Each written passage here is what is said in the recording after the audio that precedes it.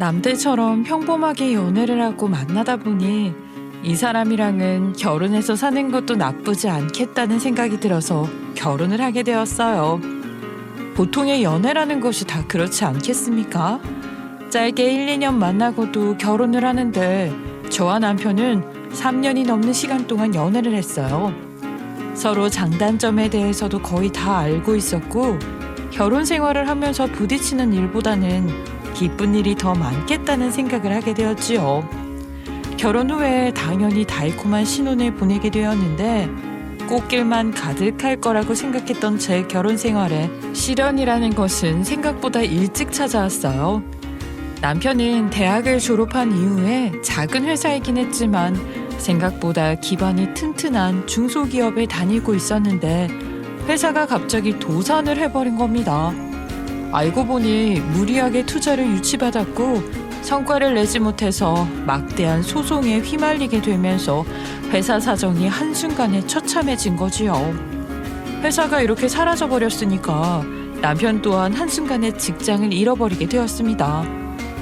내가 대학을 졸업한 이후에 취직을 해서 10년을 가까이 다닌 회사였는데 한순간에 이렇게 망해버린다는 게 말이나 되는 일이야? 무슨 구멍가게도 아니고. 앞으로 우리 어떡하냐? 우리 이제 뭐 먹고 사냐? 진짜 앞날이 막막하다. 지금이라도 빨리 다른 회사에 이력서 넣고 재취업 준비하자. 우리 아직 30대 중반이잖아.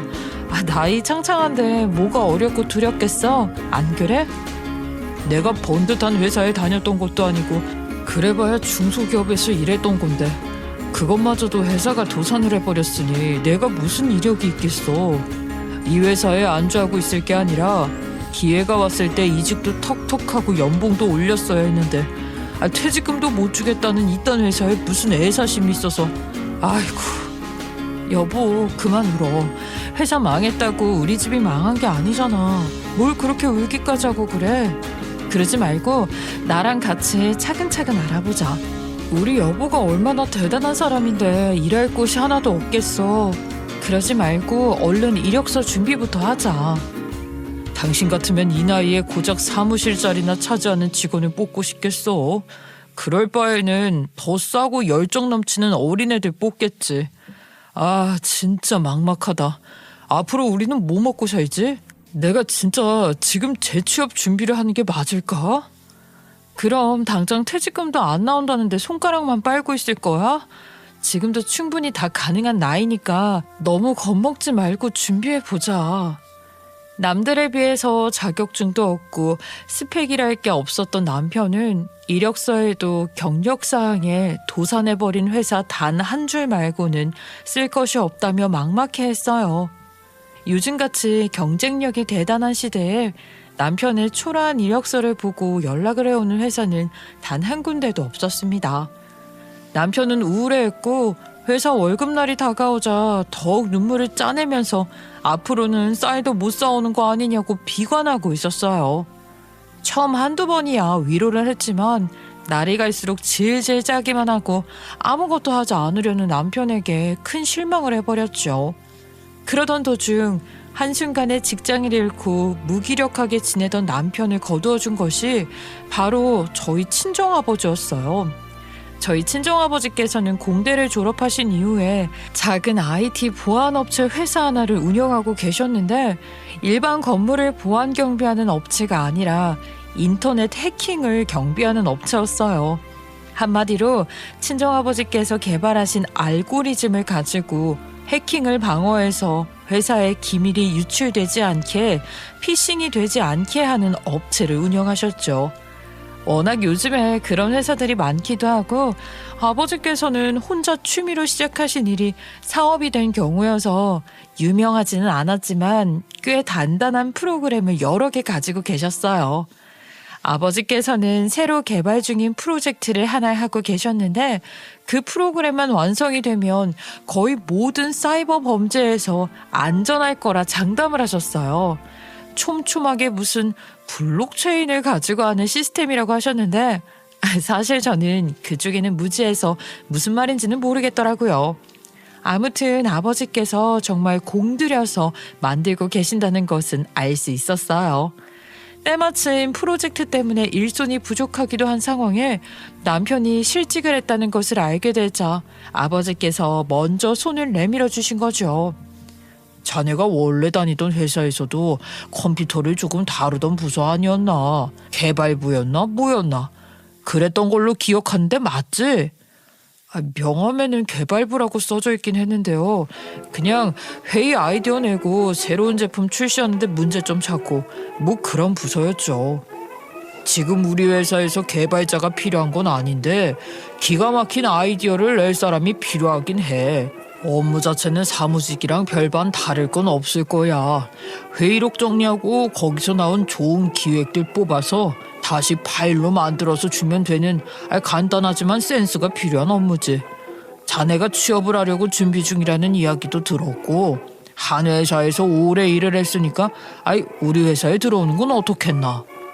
장인어른 회사예요? 제가 일을 할 수 있을까요? 저는 그 알고리즘인지 뭔지 코딩이 뭔지 전혀 모르는 사람인데요.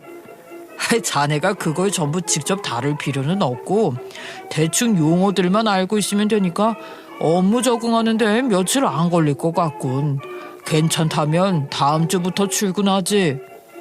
원래 다니던 회사보다 규모가 작은 회사였기 때문에 당연히 월급은 더 적을 수밖에 없었지만 당장 취업을 준비하기엔 무리가 있었어요. 제가 결혼 생활을 하면서 아이를 낳고 키우게 되면서 외벌이이기도 했고 저는 남편에게 아버지 회사에서 일을 하면 훨씬 좋지 않겠냐고 했어요.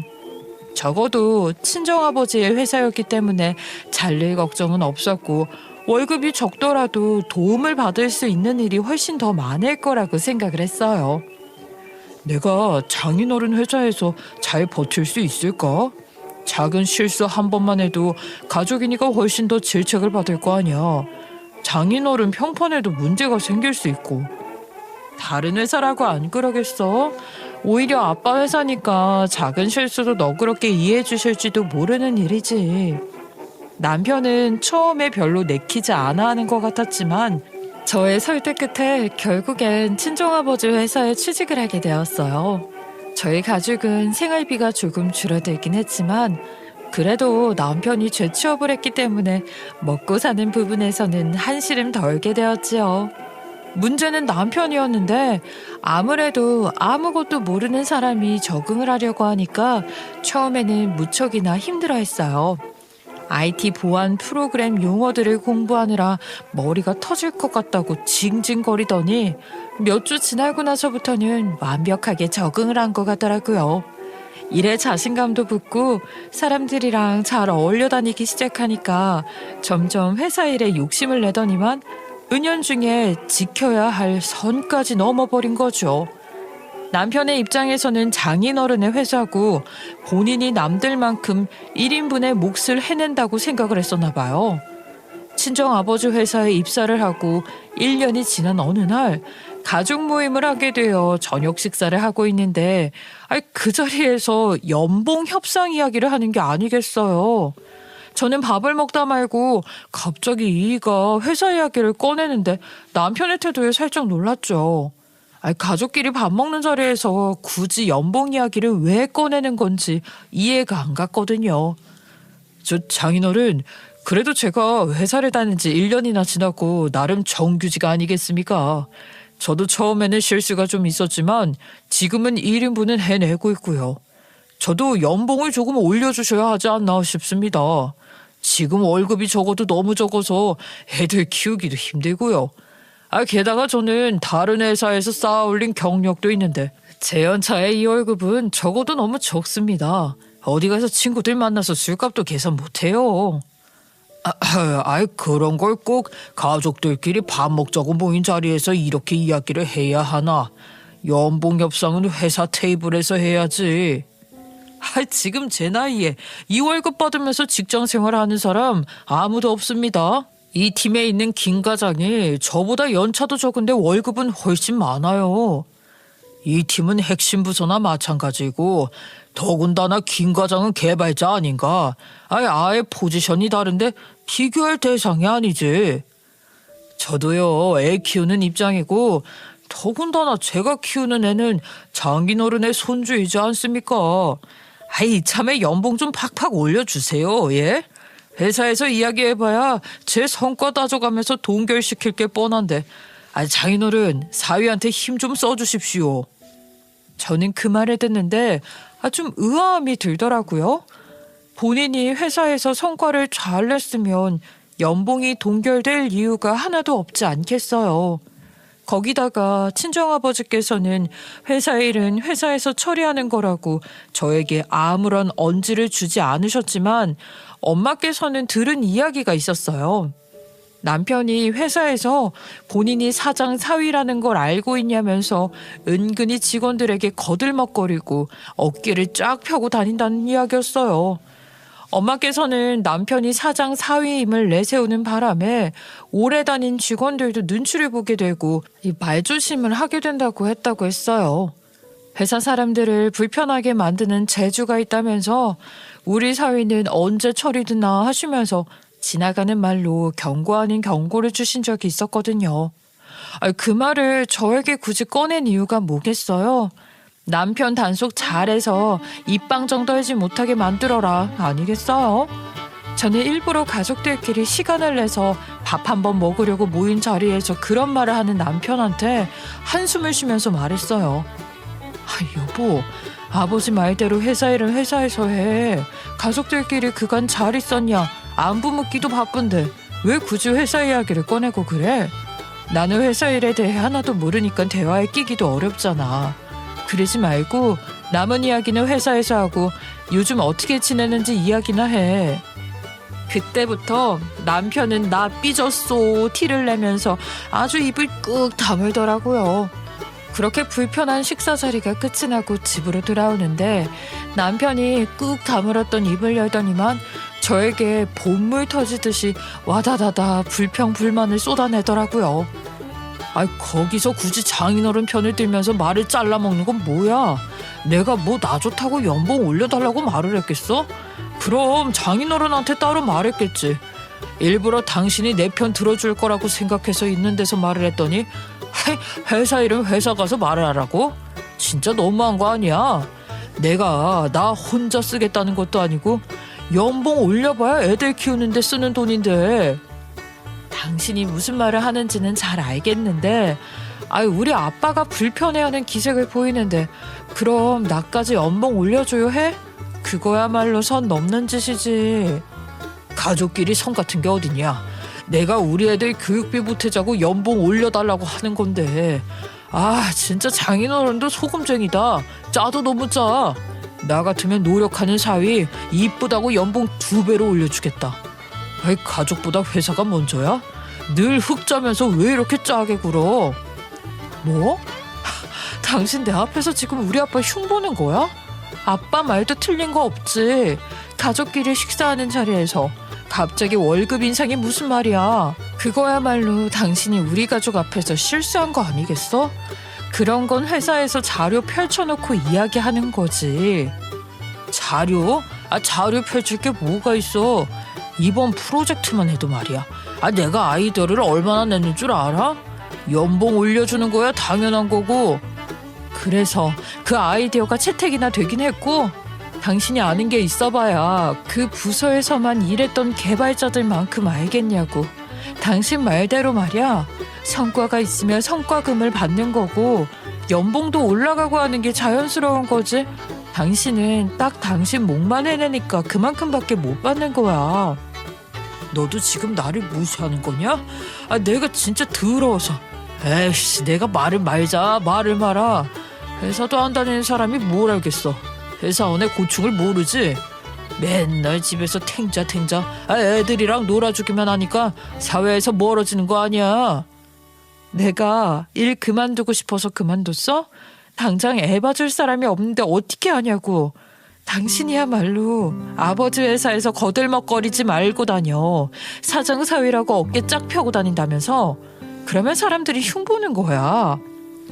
와, 내가 언제 그러고 다녔다고 그런 소리를 해? 장인어른이 그래? 진짜 내가 사장 사위라고 거들먹거린다고 그러냐고. 진짜 무섭다 무서워. 가족끼리 뒤에서 뒷담 하나 까고 말이야. 됐어. 나도 더 이상 회사 일에 대해 할 말 없어. 자기도 실수를 저질러 놓고서는 괜히 방구 낀 놈이 성낸다고 성질에 팍팍 부리더니만 입을 딱 닫아버리더라고요. 전 그저 남편이 알아서 잘했으면 연봉도 오르고 하겠지 하는 마음으로 친정아버지의 안목을 믿고 지냈어요.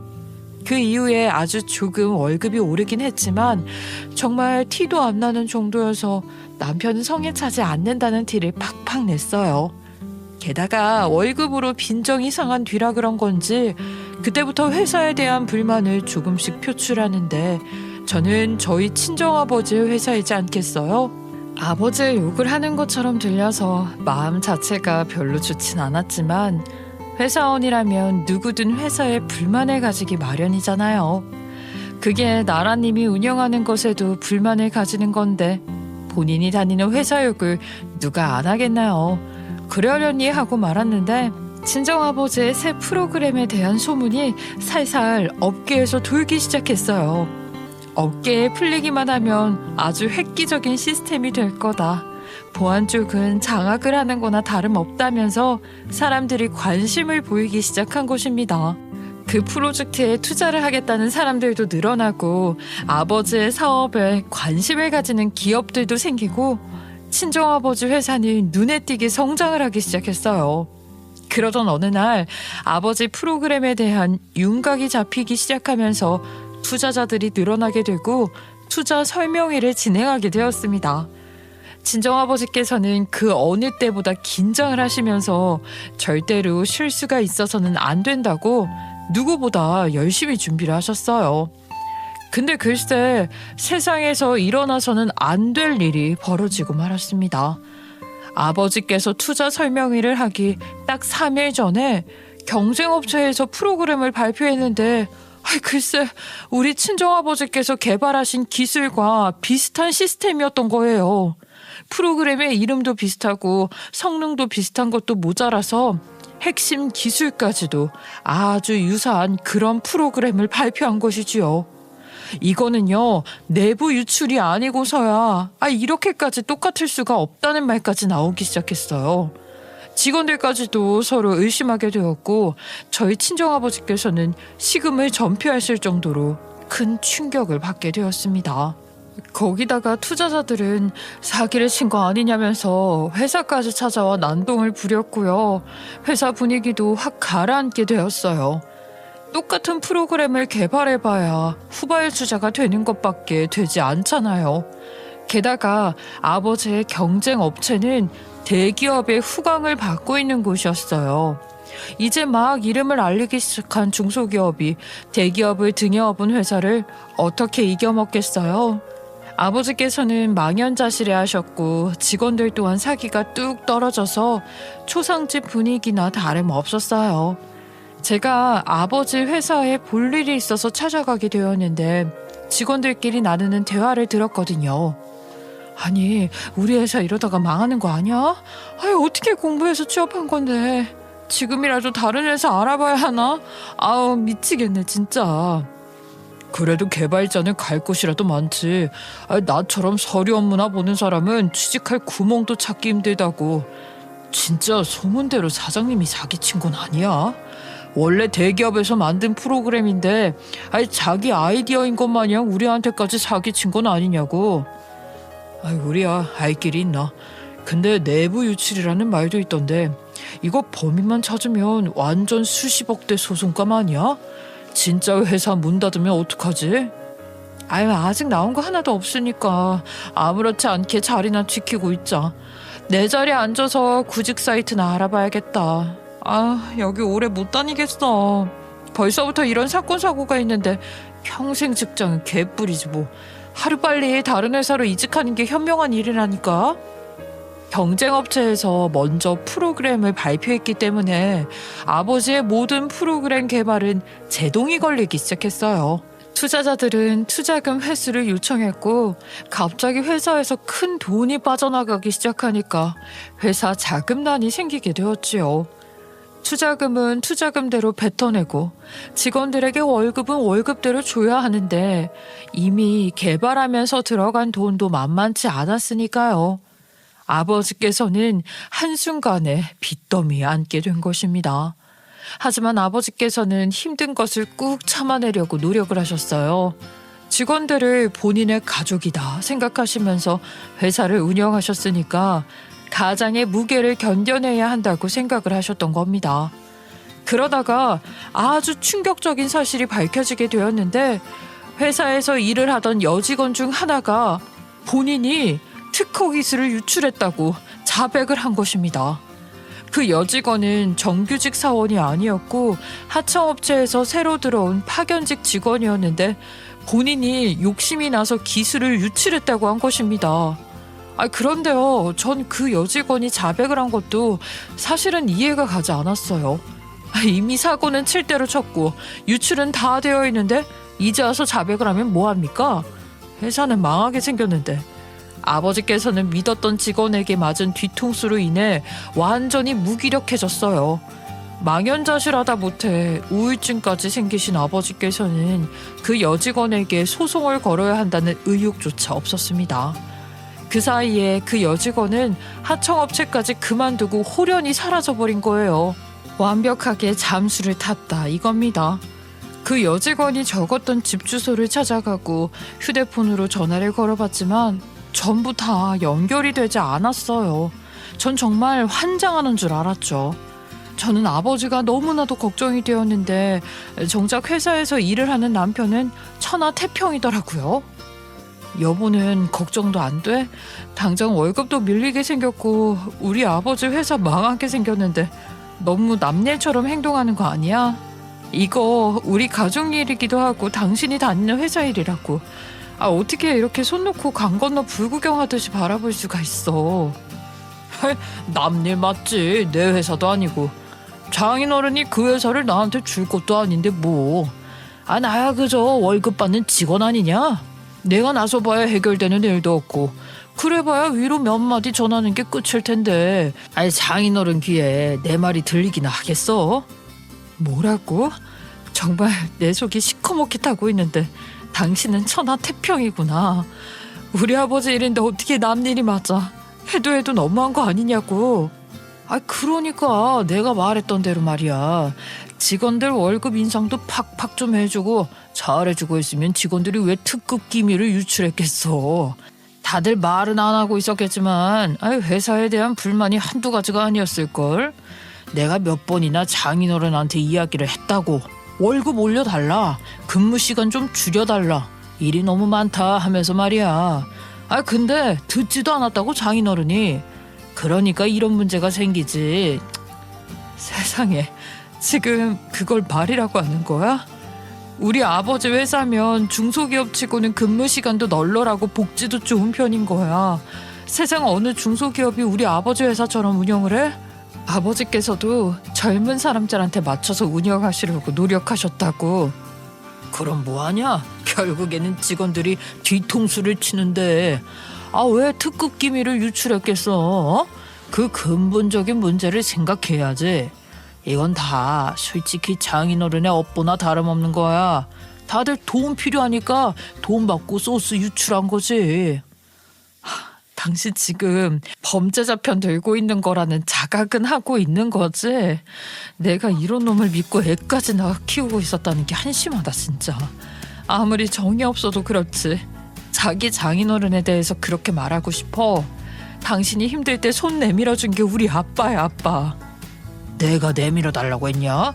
장인어른이 사람 모자라니까 나 싼값에 쓰라고 데려간 거지 뭘. 솔직히 내 경력의 월급이 이게 뭐냐고.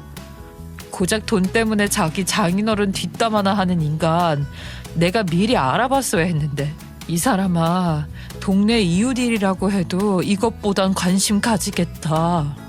내가 진짜 어이가 없어서 이거 다 예견되어 있었던 일이나 다름없는 거 아니야?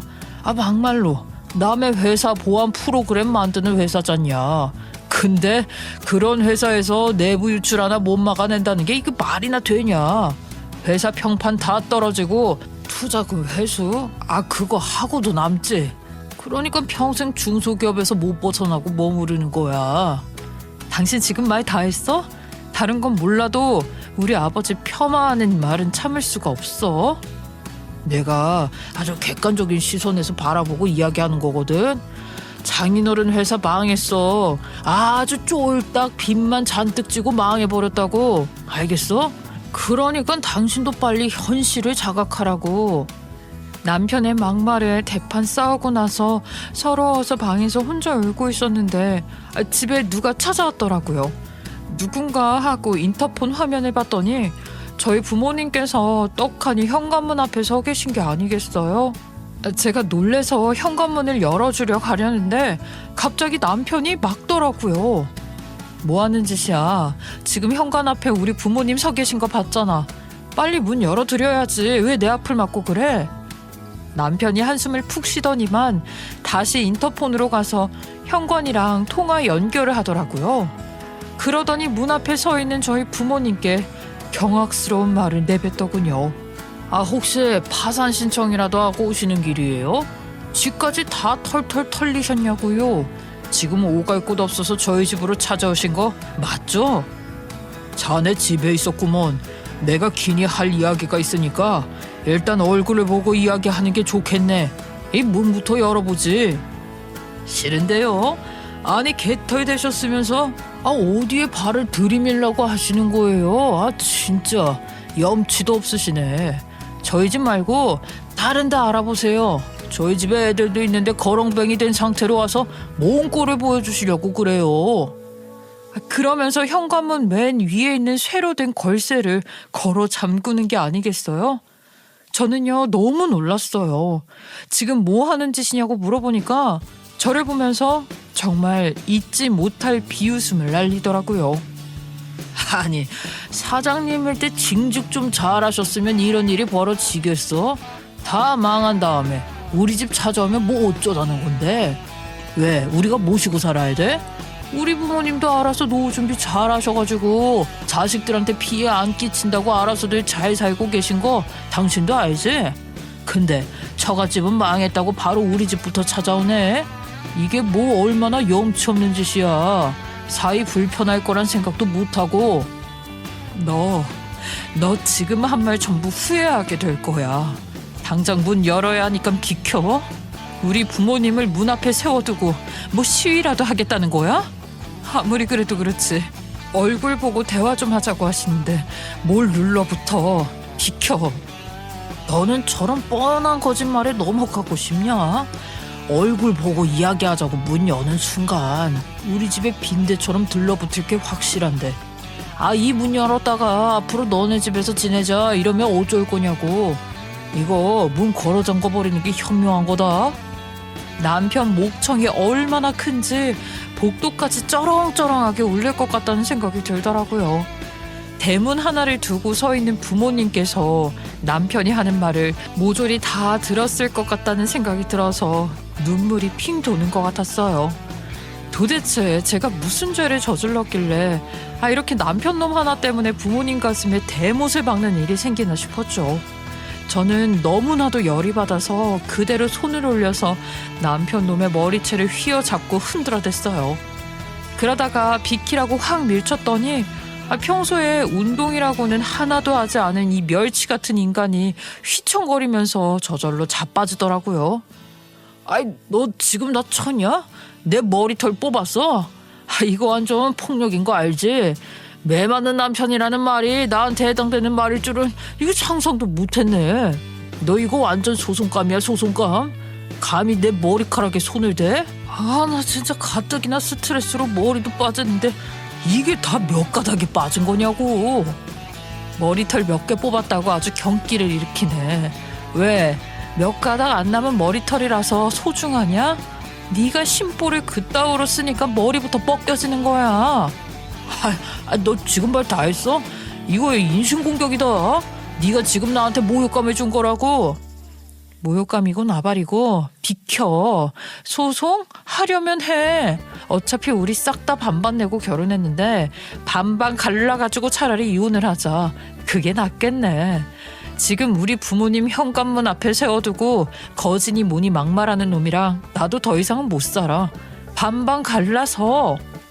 그리고 나서 문을 확 열었더니 아니나 다를까 모든 내용을 다 들으신 부모님께서 눈을 부라리며 넘어진 남편을 바라보고 계셨어요. 남편은 그 눈빛에 살짝 쫄은 것 같아 보였지만 지도 자존심이 있는지 큰 소리를 치더라고요. 다 망해서 찾아온 주제에 째려보긴 왜 째려보세요? 저는 마누라한테 손 한 번 안 올렸거든요. 맞은 건 저라고요. 피해자가 저라고요. 내가 이야기 좀 하자고 찾아온 거라고 몇 번을 말했어. 근데 감히 우리를 현관문 앞에 세워두고 뭐가 어쩌고 어째? 내 딸한테 상처를 주는 말을 뱉어? 할 말 있으면 빨리 하고 가세요. 뭐 돈 빌려달라는 소리 하러 오신 건 아니죠? 저희요 돈 없어요.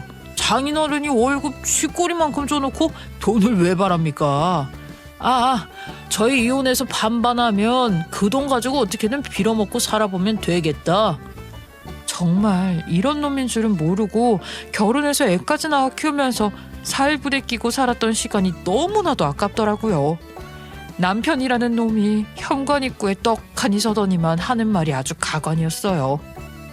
얼굴 보고 이야기만 하러 오신 거라고 했으니까 얼굴도 봤고 이제는 말만 하고 나가시면 되겠네. 현관 안쪽으로 발 들일 생각도 하지 마시고요.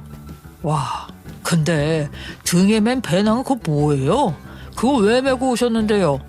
당장 며칠 지낼 짐 싸서 오신 건가? 아님 다 차 앞 딱지라도 붙어서 건질 게 그거 전부신가? 정말로 이놈이 미친놈인가 싶어서 저도 모르게 부모님 앞에서 남편에게 아주 쌍욕을 퍼부었어요. 그러니까 이놈이 자기는 타격도 없다는 듯이 귀를 후벼 파는 행동까지 하더라고요. 완전히 저를 무시하더니만 저희 아버지한테까지 막말을 뱉더라고요. 장인어른, 그러니까 제가 몇 가지 조언을 했을 때 제 말을 들었더라면 이런 일도 없었을 거 아닙니까? 사업을 하실 때 말입니다. 그 어떤 것보다 직원들을 잘 살피셨어야 돼요. 월급도 안 올려주고 그냥 부려먹기만 하니까 사람들이 유출도 하고 이직도 하는 거 아니겠습니까? 내가 내 직원들은 잘 알아서 알뜰살뜰 살폈다고 생각하네. 자네 말고는 월급에 대한 불만도 없었어. 그러는 자네는 말이야. 도대체 내 회사에서 하는 일이 뭐가 있다고 월급을 올려달라고 하는가? 자네에게 내가 쉬운 일만 간단한 업무만 시켰는데 말이야. 우리 딸이 돈으로 고생하는 것 같아서 일부러 없는 자리 만들어서 취직까지 시켜줬더니 은혜도 모르고 이따위로 행동을 해? 은혜요? 와, 월급 그만큼 줘놓고 은혜는 무슨... 솔직히 저도 이직 준비했으면 지금보다 훨씬 더 나은 대우를 받고 있을 텐데요. 내 할 말 아직 안 끝났네. 자네가 사장 사위라고 사람들에게 갑질하고 다닌 건 그거 어떻게 설명할 텐가? 도대체 내 직원들에게 자네가 왜 갑질을 하냔 말이야. 제가 사장 사위라고 하면서 커피 좀 타오라고 한 게 갑질이라고 하던가요? 이래서 여직원들은 안 된다니까. 지들이 커피 좀 타오면 어떻다고? 솔직히 저는 저한테 회사 넘겨주실 줄 알았습니다. 제가 사위잖아요, 사위. 당연히 가족한테 대물림 되는 거 아닌가요? 우리 아빠 회사를 왜 당신한테 줘? 이게 다 무슨 소리야? 나는 처음 듣는 소리라서 무슨 말인지 하나도 모르겠네. 당신이 갑질을 하고 다녔다고? 뭘 이해하려고 애를 쓰냐. 어차피 망해버린 회사인데 말이야. 아니, 내가 사위고 유일한 가족 아니야. 근데 글쎄 회사를 나한테 안 주시겠다잖아. 당신이 회사에 대한 이해도가 높은 것도 아니고 막말로 회사를 누굴 주던 말던 그거는 아빠 마음이지 왜 당신이 탐을 내냐고. 이 사람이 진짜 몰라도 너무 모르네. 세상 물정을 몰라도 너무 모르는 거 아니냐고. 다른 대기업들 봐라. 다 자식들, 사촌들, 사위들 주잖냐. 그거야 당신이 이해도도 없고 회사를 꾸리고 나갈 역량이 부족하니까 그러니까 맡기지 않겠다고 하신 거겠지. 당신이 뭘 잘한다고 회사를 넘기겠냐고. 그리고 우리 아빠 아직 은퇴하려면 시간도 많이 남았는데 왜 벌써 그런 걱정을 하고 그래? 진짜 가지가지한다. 내가 한 3년 이내에 회사를 정리하고 네 엄마랑 같이 시골에 내려가서 살아볼 생각을 하고 있었다. 우리도 귀촌인지 뭔지 해서 자연이랑 가깝게 살고 싶어서 말이야. 요즘 영상을 보니까 시골도 많이 발전하고 좋더라고. 내가 우리 회사를 젊은 이사에게 맡기고 내려갈 생각을 하니까 그걸 마음에 담아두고 이런 짓을 하는구나. 그 말을 하시면서 아버지께서 뿌둑 소리가 날 정도로 이를 갈았어요. 솔직히 제가 봐도 호랑이처럼 생긴 아버지의 모습에 조금 무서운 마음이 들었는데 남편은 속으로 벌벌 떨었겠다 싶더라고요. 일부러 눈도 마주치지 못한 상태로 딴청을 부리면서 시비를 걸더라고요. 집에 들어오지 말라고 말을 한 게 그렇게 심통이 나셨어요? 근데요, 저도 솔직히 기분 상해서 같은 공간에서 지내기 싫으네요. 이렇게 가족이 떡하니 회사에 다니고 있는데 남한테 물려주시겠다고 하시니까 제가 성질이 나죠. 제 기분은 왜 모르시는지 몰라. 그 말에 속으로 진짜 저 새끼 철도 없고 답도 없는 새끼구나 싶어 혀를 끌끌 차는데 친정아버지께서 배낭에서 뭔가를 꺼내시더라고요. 그러더니 남편에게 휙 던지듯이 주시는데 서류 뭉치에 봉투 안에 들어있는 소형 녹음기도 있고 뭐 이상한 걸 죄다 꺼내서 주시더라고요. 당연히 저는 그 배낭이 아버지께서 며칠 묵으실 짐이 들어있을 거라고 생각했는데 엉뚱한 물건이 나오니까 저도 당황스러웠죠. 근데 서류 뭉치를 받아들고는 시큰둥하게 바라보던 남편의 얼굴이 점점 허옇게 질리는 것이 아니겠어요? 제가 너무나도 궁금해서 서류 뭉치를 빼앗으려고 했어요. 그게 뭔데 당신 얼굴이 그렇게 허옇게 질리고 그래? 뭐 혹시 죄라도 지은 거야?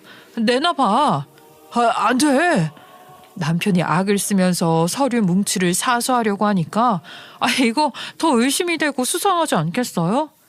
남편은 솔직히 저한테 힘으로는 이길 수가 없는 놈이었거든요. 제가 남편의 어깨를 있는 대로 확 밀치면서 서류 뭉치를 빼앗아 들었는데 무슨 글자가 그리 수두룩 빽빽한지 차근차근 하나씩 읽어보니까 각종 대화가 남겨있는 대화록에 이메일을 주고받은 게 프린트되어 있는 종이 뭉치였어요. 저는 순간 집중력을 발휘해서 난리를 치는 남편 놈을 무시하고 쭉 읽기 시작했는데 정말로 경악스럽게 그지없더라고요. 여태껏 자백을 해왔던 그 파견직 여직원이 특급 기밀을 유출한 것이라고 생각을 하고 원망도 하고 그렇게 지냈잖아요. 그런데 알고 보니까 그 모든 짓이 남편 놈이 한 짓이었던 겁니다. 여직원과 나눈 대화가 쭉 이어지는데 남편이 그 여직원을 돈으로 매수해서 거짓 자백을 하라고 시켰었던 거예요. 어떻게 이메일까지 잡아냈는지는 모르겠지만 남편과 여직원이 나눈 대화에 증거들이 아주 빽빽하게 적혀 있었어요. 거기다가 프린트 되어 있는 사진까지 있었는데 회사 비상구 CCTV에 찍힌 남편과 여직원의 모습이었습니다. 거기서 남편이 가슴팍에서 봉투를 꺼내 여직원에게 전달하는 모습이 찍혀 있었는데 아무리 봐도 돈을 준 것처럼 보였어요. 제가 믿기지가 않아서 입을 떡 벌리고 그 증거들을 확인하는데 아버지께서 씩씩거리면서 말을 하시더라고요. 자네는 말이야 이 정도로 회사 보안에 대해 무지한데 어떻게 사업을 이어받겠다는 소리를 하는가. 개인 이메일로 로그인을 하면 회사에서 확인을 할 수 없을 거라고 생각을 했나 봐. 아무리 그래도 회사 인트라넷 망을 쓰게 되면 어떤 걸로 접속해도 다 볼 수 있다네. 보안 프로그램을 개발하는 회사에서 일을 하는 사람이라면 그 누구나 기본적으로 아는 일이야. 회사 전산망으로 개인 이메일을 접속하면 전부 회사 하드에 저장이 된다는 소리인가요? 그거는 사생활 침해잖아요. 누가 회사에서 개인적인 업무를 본다는 말인가? 회사 일만 잘 보면 되는 거지. 이거 보게. 자네가 아무것도 모르는 인간이라는 게 이런 데서 들통이 나는 거야. 남편은 그동안 일단 사무 업무만 보던 사람이라서 보안 프로그램에 대한 이해도가 전혀 없었고 그게 회사 전산망에 모조리 기록이 된다는 사실도 몰랐던 겁니다. 사내 아이디로 접속을 하는 건 전부 들여다볼 수 있을지 몰라도 개인 이메일로 접속을 하면 누구도 볼 수 없을 거라는 멍청한 생각을 한 거죠.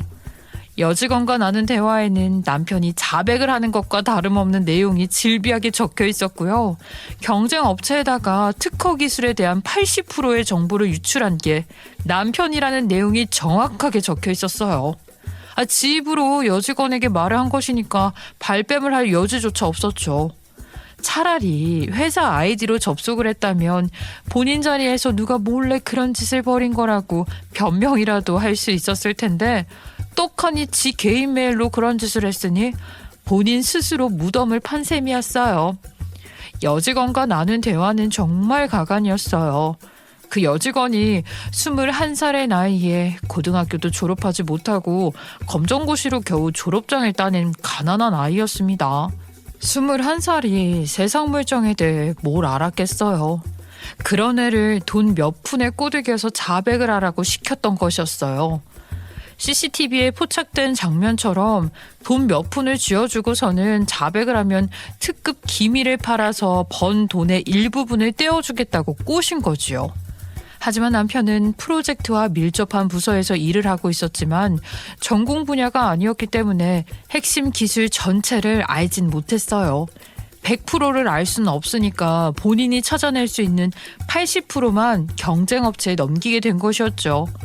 하지만 다행히도 나머지 20%가 정말 세상 중요한 정보였기 때문에 유사한 제품이 출시된다는 설명회는 있었지만 100% 저희 아버지의 기술을 따라잡진 못했어요. 대부분이 넘어간 건 사실이었기에 경쟁업체에서도 유사 프로그램을 만들 수 있긴 했지만요. 거기다가 경쟁업체에서 아주 큰 돈을 받았고 후에 아버지 회사가 망하게 되면 그 업체에 취직을 하기로 약속까지 받아냈더라고요.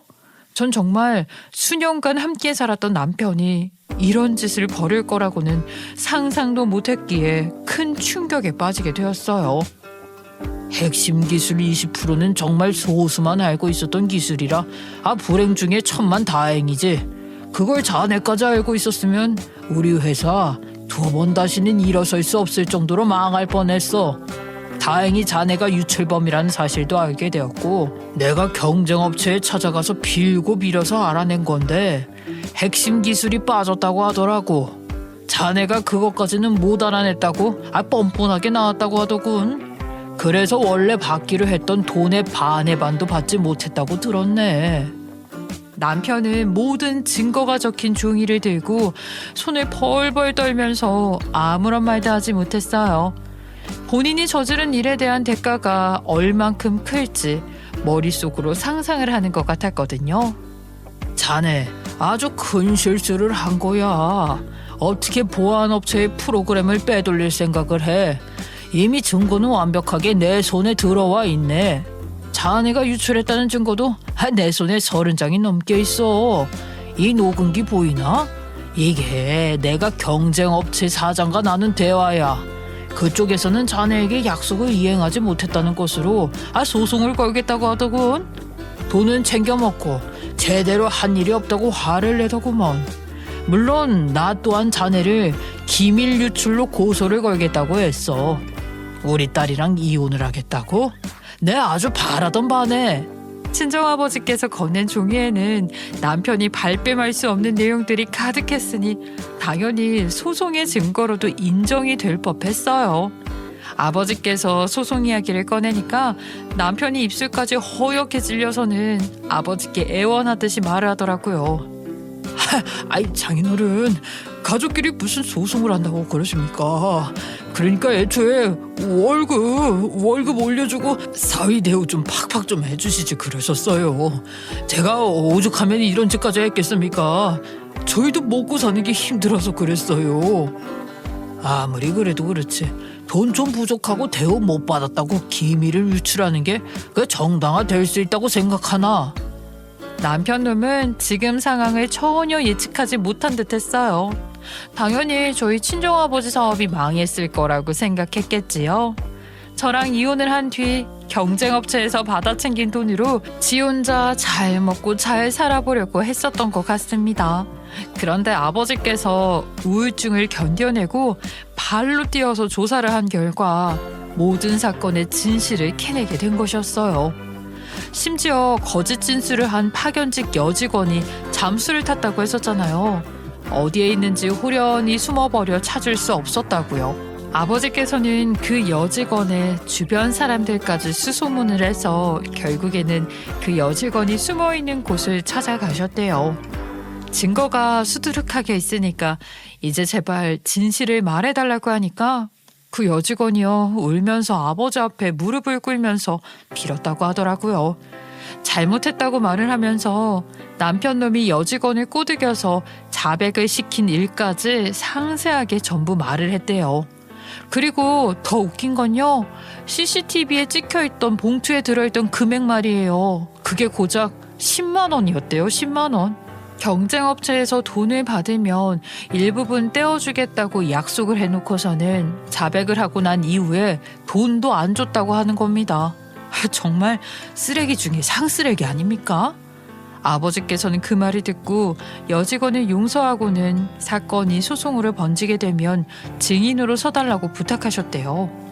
경쟁업체를 찾아간 결과 핵심 기술 자체는 넘어가지 않았다는 사실까지 알게 되고 아버지께서는 남몰래 투자자들을 다시 설득하러 다니셨대요. 회사에는 우울증 때문에 다시는 일어설 수 없는 사람인 것처럼 속여가면서 말이죠. 아버지께서는 이날을 위해 남편에게는 무조건 비밀로 해야 한다고 생각을 해서 그런 행동을 하셨던 것이었어요.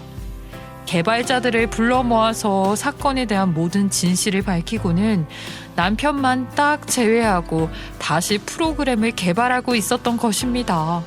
한마디로 배신자인 남편만 완전히 망해버리게 된 것이죠.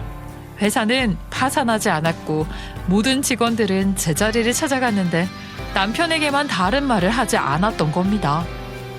나한테 이혼하자고 했었지? 그래 좋아, 당장 이혼하자.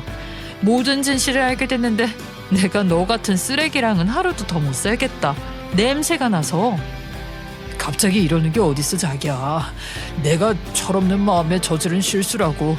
장인어른, 제가요 인정받고 싶어서 저지른 실수입니다. 그러니까 제발 용서해 주세요. 제가 무슨 수를 써서라도 원상복귀 시켜놓겠습니다. 엎드리라고 하시면 엎드릴게요. 분이 풀릴 때까지 젖히세요. 한 번만 봐달라면서 구질구질하게 매달려 피는데 정말 답도 없는 쓰레기였어요. 분리수거도 되지 않을 일반 쓰레기요. 저희 아버지께서는 본인 다리에 매달려 있는 남편을 그냥 발로 뻥 차버렸어요.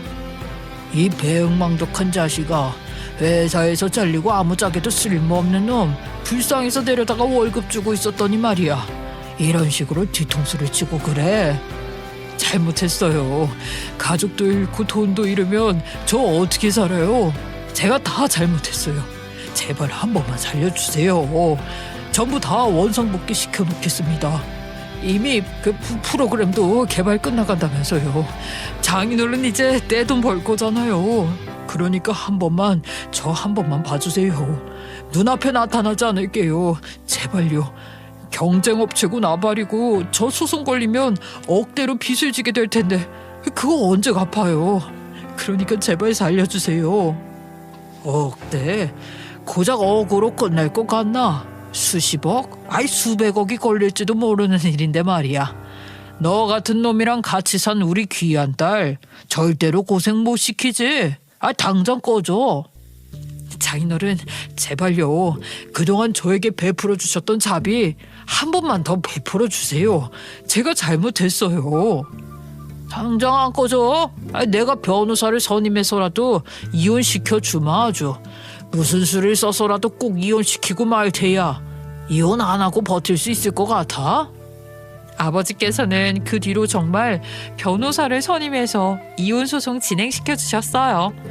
남편 새끼가 절대로 합의 이혼 못 해준다고 이혼 못한다고 버텼기 때문이었죠. 하지만 그것도 금방 무너지고 말았어요. 남편은 저희 아버지 회사에서도 경쟁 업체에서도 소송이 걸렸기 때문이었어요. 시댁에서는 모든 걸 알고 난리가 나서 저에게 울면서 전화를 하셨어요. 예, 이게 어떻게 된 일이냐. 우리 아들이 말도 못할 금액에 소송이 걸렸다. 사돈께 노여움 푸시라고 전해주면 안 되겠니? 제가 왜요? 이제는 남인데? 남일이니까 제가 신경 쓸 일은 아니죠. 아유, 알아서들 하세요. 그러고는 바로 전화도 문자도 차단해버렸어요. 소송이 걸린 이후 전 남편 놈은 하루가 뭐다 하고 저를 찾아 빌었지만 저는 만나주지도 않았습니다. 그 뒤로 수십억 대의 배상을 하라는 판결을 받게 되었고 전 남편과 그 집안 아주 풍비박산이 났어요. 이전 시부모의 노후 자금은 물론이고 가지고 있던 집까지 전부 팔아치웠지만 돈을 갚을 수 없었어요.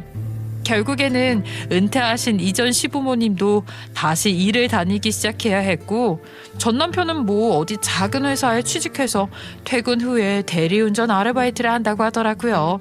그리고 주말에는 음식 배달 기사 일도 한다고 하던데 몸이 여러 개라도 부족한 생활을 하고 있다고 하더라고요.